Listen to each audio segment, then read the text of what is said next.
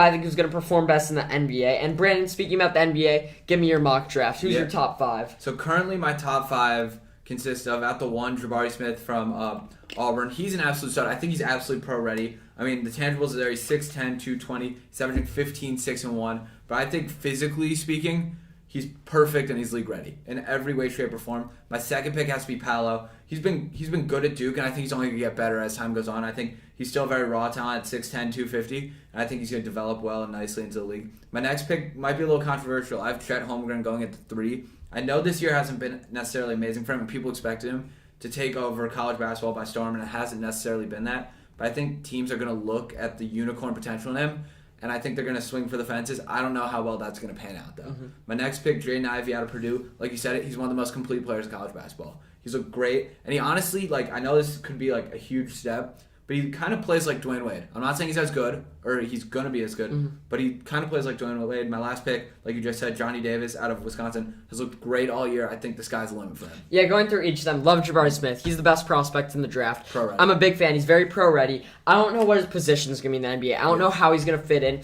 but he can fit in. He's definitely the best guy.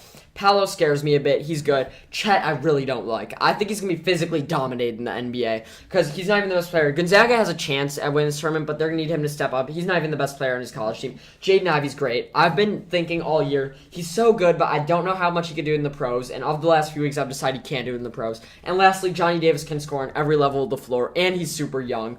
I think he's really pro-ready, but I'm telling you, looking back on this draft in a few years, Jaden Ivey and Keegan Murray are going to be the 2 names that stand out, and then Jabari Smith. Mm-hmm. My biggest fear with Chet, I just want to quickly go back to him, is that he plays like a 7-foot small forward, and the only other real 7-foot small forward we've seen, maybe 2, are Jason Tatum and Kevin Durant.